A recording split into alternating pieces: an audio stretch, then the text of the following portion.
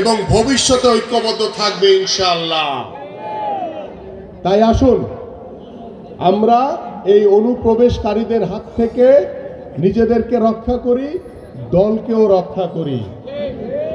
এবং আমাদের মাননীয় ভারপ্রাপ্ত চেয়ারম্যান একটি কথা গতকালকেও বলেছেন আপনাদের উদ্দেশ্যে, যারা খিলকেতে ছিলেন, যে জনগণ কি চায়, সাধারণ মানুষ কি চায়, সেই সাধারণ মানুষের কাছে আপনারা যান, মানুষের ভাষা বুঝেন। কারণ গত 17 বছর স্বৈরাচার শেখ হাসিনার সরকার, তারা কিন্তু জনগণের কাছে যায় নাই। তাদের জনগণের প্রয়োজন ছিল না, কারণ তাদের দরকার ছিল শুধু ক্ষমতা। তারা রাষ্ট্রীয় যন্ত্রকে ব্যবহার করে এদেশের জনগণের ভোটের অধিকার হরণ করে তারা জোর করে ক্ষমতায় বসেছিল।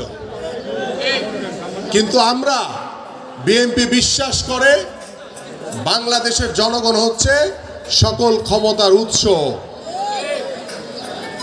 আপনি যদি আগামীতে যে নির্বাচন হবে, আমাদের গত 15 বছর ধরে যারা ভোট দিতে পারেন নাই, যারা ভোট দেওয়ার অপেক্ষায় রয়েছেন, সেই মানুষগুলোর কাছে ভোট চাইতে গেলে, ভোট দিতে তাদেরকে উৎসাহিত করতে গেলে আপনাদের কিন্তু সেই মানুষগুলোর কাছে যেতে হবে।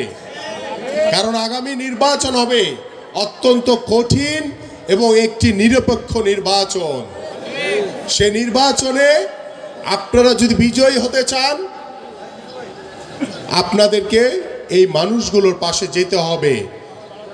এদেশের মানুষ তারা গত 17 বছরে আওয়ামী লীগের অত্যাচার দেখেছে। আমরা কিন্তু ভবিষ্যতে আর কোনো স্বৈরাচার দেখতে চাই না। এবং আমাদের ভারপ্রাপ্ত চেয়ারম্যান মহোদয় বলেছেন যে 2 বারের বেশি কেউ প্রধানমন্ত্রী হতে পারবেন না। আমাদের কি বলেছেন যে দ্বিকক্ষ বিশিষ্ট পার্লামেন্টারি হবে, জাতীয় সরকার গঠন করা হবে। এবং গত 17 বছর যার জন্য আপনারা সংগ্রাম করেছেন, বাংলাদেশের মানুষের যে প্রত্যাশা, যে চাওয়া, যে একটি অবাধ সুষ্ঠু নির্বাচন, সেই অবাধ সুষ্ঠু নির্বাচনের জন্য কি দরকার? একটি নিরপেক্ষ তত্ত্বাবধায়ক সরকার দরকার। এবং আমাদের মাননীয় ভারপ্রাপ্ত চেয়ারম্যান এই যে রূপরেখা বলবো আমি একটু পরেই, সেই রূপরেখায় বলেছেন যে আমরা সংবিধানে আবার নতুন করে তত্ত্বাবধায়ক সরকার ইনক্লুডিং করা হবে, যাতে জনগণের আস্থা বিশ্বাস, এই ভবিষ্যৎ যারা জনগণের ভোটে নির্বাচিত হবে সেই সরকারের উপরে যাতে আস্থা বিশ্বাস অর্জিত হয়। এই জন্য আপনাদেরকে জনগণের পাশে থাকতে হবে। জনগণ কি বলে সেই ভাষা বুঝে আমাদের কাজ করতে হবে। আমরা জনগণের উপরে কিছু চাপিয়ে দিব না। জনগণ যা বলবে আমরা সেটা করব, এটাই হচ্ছে আমাদের নীতি। জনগণ যা বলবে বাংলাদেশ ঠিক সেইভাবে চলবে। এই জন্য আপনাদের দায়িত্ব, আপনারা যারা বিএনপি নেতা কর্মী বা সাধারণ মানুষ যারা এখানে বসে আছেন, আপনাদের আজকে আমি যে 31 দফা পড়ব, এটা পড়ার পরে আপনাদের কাছ থেকে কোনো প্রশ্ন বা কোনো জিজ্ঞাসা থাকলে সেটা আপনারা জিজ্ঞাসা করবেন, আপনারা আমাকে বলবেন, আমি চেষ্টা করব আপনাদেরকে সেই উত্তরটি দেওয়ার জন্য। কিন্তু এখানে আলোচনা হবে শুধু 31 দফার উপরে, অন্য কোনো বিষয়ের উপরে না। কারণ গত 17 বছরে বা গত 4-5 বছরে বা গত 28শে অক্টোবর পূর্বে, 28শে অক্টোবরের পরবর্তীতে এবং 5ই আগস্ট পর্যন্ত কারা রাজপথে ছিলেন, কারা ছিলেন না, আমরা কিন্তু সবাইকেই চিনি। এবং যারা রাজপথে ছিলেন, সাহসী ভূমিকা রেখেছেন, তাদেরকে দল থেকে সর্বোচ্চ মূল্যায়ন করা হবে। আর যারা নামে ছিলেন কিন্তু কাজে ছিলেন না, তাদের কিন্তু কোনো স্থান নাই। এই জন্য এখন কিন্তু লোকের অভাব নাই, আছে অভাব? কিন্তু যারা আন্দোলন করেছেন, অনেকেই বলেন যে ভাই আমরা কি নতুনদের ভিড়ে আমরা কি হারায় যাব কিনা। আমি আপনাদেরকে দৃঢ়ভাবে বলতে চাই, আপনাদের হারানোর কোনো সুযোগ নাই। কারণ আপনারা দলের পক্ষে, এই দেশের পক্ষে, দেশের মানুষের পক্ষে সাহসিকতার সহিত রাজপথে আন্দোলন করেছেন। আপনাদেরকে সরানোর মতো ক্ষমতা কারো নাই।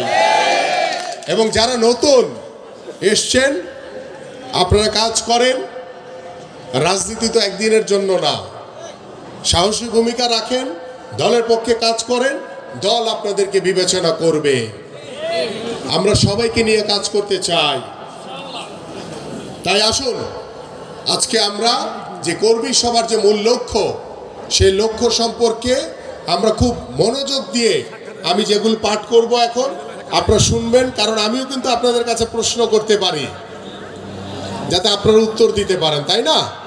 যদি এই জন্য মনোযোগ দিয়ে শুনতে হবে। এবং আপনাদের প্রত্যেকের হাতে লিফলেট দেওয়া হয়েছে, এবং আমার মহানগর বডির যারা এখানে বসে আছেন আপনারাও পড়বেন এটি। কারণ আমরা যদি না পড়ি তাহলে ওই চায়ের দোকানে বসে আমার পরিবারের কাছে গিয়ে আমি কি বলবো যে কেন রাষ্ট্র মেরামতের জন্য আমাদের মাননীয় ভারপ্রাপ্ত চেয়ারম্যান জনাব তারেক রহমান যে 31 দফা রূপরেখা দিয়েছেন, সেটা এদেশের মানুষের জন্য কেন বেশি গুরুত্বপূর্ণ।